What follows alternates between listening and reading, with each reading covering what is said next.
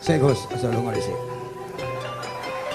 Iki wong semuanya sudah tahu sampean alim, menerangkannya enak, fikhan, wa usulian, wa tafsiran.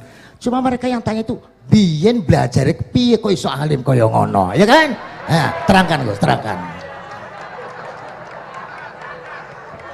Mati.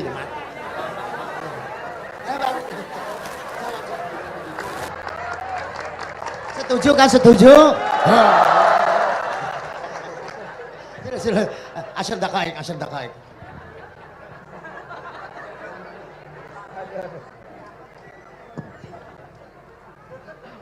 Andai kan pertanyaan itu ke Mbah Mun, mungkin jawabnya gurune sopo.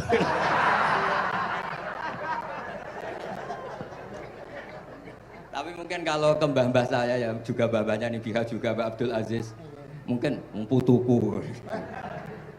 Tapi kalau saya ingin cerita tentang saya paling ya, aku sregep. Yang jelas tuh dalika fadlu wa yuti apa? Mayas. Tapi gini, kalau ini menghormati bahasa saya ini, kalau ijazah begini, dulu Mbak Mun tuh sering cerita, juga bahasa. Kayak nak kepengen ngalim, ku sinau sedurunge ngaji. Ya, misalnya kamu ngaji takrib atau ngaji wahab sama Mbah Mun, kamu baca dulu. Sebelum ngaji. Sebelum ngaji. Nah, setelah dibaca, misalnya kamu baca rofa, kok Mbah Mun baca jer, kamu baca jer, Mbah Mun baca rofa, berarti goblok tulen. Karena semua teori Anda kok salah. Ya misalnya Mbah Mun baca wadakaro sopa al-musonifu, kamu baca wadakaro musonif. Berarti kan goblok banget itu. Ya kan ada cerita gitu, ada orang tuh nggak tahu betul. Gus maknanya lam tardiman itu apa? Lam tardiman. Dicari di kamus itu udah ada. Ternyata itu di khet lam tarodaman. Dia baca satu lam tardiman, dicari di kamus sampai hidup mati lagi ya nggak ada. Nah, jadi kamu baca dulu, misalnya di bab khet lam taro naringali sapa mar'ah daman ing geteh. Ternyata ngaji Mbah Mun paginya jadi baca lam taro daman. Jadi kalau kamu malamnya baca lam tardiman loh kok. Jadi itu kata Dewi Mbah Mun mergo sorokan kabeh santriku ora mungkin. Carane ngecek kebenaran Anda yo maca sik. Nanti kalau kemiripannya 50% ya separuh alim. Kalau 70% ya serondo alim. Tapi nanti kalau kemiripannya sampai 100% dan berkali-kali, ya berarti kan sudah luar biasa. Jadi yang ngaji sama Ki Mustafa, Ki Niam, saya mohon santri-santri itu belajar dulu. Biar bisa ngecek nanti guru saya baca kayak apa. Waduh salah ya Gus. Kenapa lah? Waduh salah. Karena kiai itu kalau salah ya mau ngalah. Ini ceritanya Mbah Mun betul. Ada kiai nggak tahu apa kakean mergawe, kakean politik nggak tahu. Wal babi lan walang. Terus ada santri, kula gak ada makna kok lawang. Ya walang sing lawang cung. Mau ngalah. Terus watini lan wit alu. Gurune maca alu. Kula gak ada makna kok elo. Lah ya wit telu kena gua alu cung. Tapi saya menangi kiai itu kalah sama santri itu. Saroko nyolong sapa wong albedo tangi anduk. Terus gurunya kaget. Cung kok anduk, cung.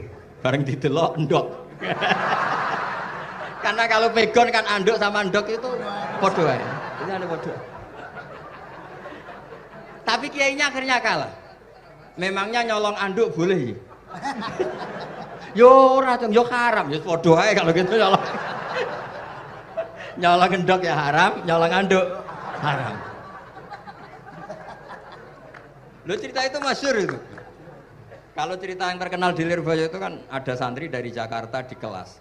Gurunya bilang Ja'a Zaidun, Zaid datang. Waro'a itu Zaidan, saya melihat. Si murid ini itu melihat pintu terus. Lama-lama gurunya itu tersinggung. Kamu diajari pelengahan nggak sopan. Habis Ustadz bohong. Lah kenapa bohong? Katanya Ja'a Zaidun, Ra'aitu Zaidan. Zaidnya mana?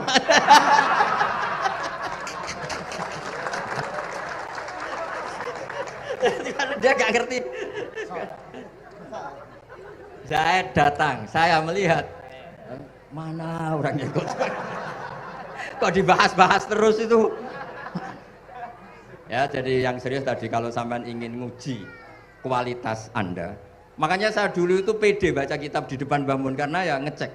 Dan dulu itu Gus Zofur, Gus Kamil sebelum ngaji ya itu mesti sinau sama saya. Nanti ketika Mbah Mun baca, tadi kalau kemiripannya kita 90% ya bagus. Syukur-syukur sampai 100. Dan itu terulang sampai Wahab Hatam, Jamul Jami' Hatam. Sehingga kita tahu. Jadi kalau diskusi kita kok salah ya tahu, kalau benar ya tahu. Kalau tahqiq ya tahu. Biasanya kalau tahqiq itu Mbah Mun karena takut nyalahkan kiai-kiai Jawa, kalau baca 2 kali, misalnya begini. Yasmalu, kadang diwaca Yasmilu ya apa-apa nggih Jawa wae gitu. Karena kalau kita memaksakan sampai benar seperti di kamus, kayaknya kalau kiai Jawa itu berat. Berat sekali. Dumeli bojo bolak-balik mesti ora goblok wis apik lah. Karena kalau baca tahqiq itu kan butuh kamus. Yang benar itu Yasmalu misalnya. Tapi kan populer juga orang baca Yasmilu. Saya tuh menangi loh. Kiai Jawa dulu baca Simai itu menangi, Masdar Simai. Lama-lama setelah banyak alumni Al-Azhar terus berdasar kamus baca Samai semua sekarang. Saya menangi kiai itu baca Dilalah. Lama-lama karena sekarang udah banyak punya kamus, baca Dalalah. Fa'alah. Jadi kiai itu juga kadang-kadang keteror muridnya. Makanya Syekh Zakaria Al-Ansori itu pernah ditanya, kenapa engkau begitu alim alama sampai dilakopi Syekhul Islam? Kata beliau itu lucu jawabannya, karena saya ini orang yang sial. Saya dulu punya guru namanya Ibnu Hajar Al-Asqalani dan punya murid namanya Ibnu Hajar Al-Haytami. Kata beliau, dukik tu bena hajaro ini. Saya ini digebek 2 batu. Kalau mau ngaji takut saya minta ampun karena disuruh baca sama Ibnu Hajar Al-Asqalani. Kalau mau ngajar takutnya saya bukan main karena Ibnu Hajar Al-Haytami itu cerdasnya bukan main. Jadi kalau saya salah itu konangan. Akhirnya dia jadi orang sial tadi. Mau ngaji ya belajar, mau ngajar ya belajar. Makanya meskipun ini pernah sepuh saya tidak berani ngaji beliau. Wah mesti meriang saya kalau ngaji. Jadi yang terkenal alim-alim mohon ngajinya dikurangi ya, karena ini kasihan gurunya. Kasihan gurunya. Nggih, Bon cekap. Bon, itu catat ya. Sebelum ngaji baca dulu. Satu lagi, Gus. Sampean ketoke kayak desa kok kuliah. Kamu tuh kuliah? Oh, nggih. Pun dari belajar dari mana sampai kemana Gus jenengan? Dari Mondok sampai ke Jogja sampai Putih. Monggo.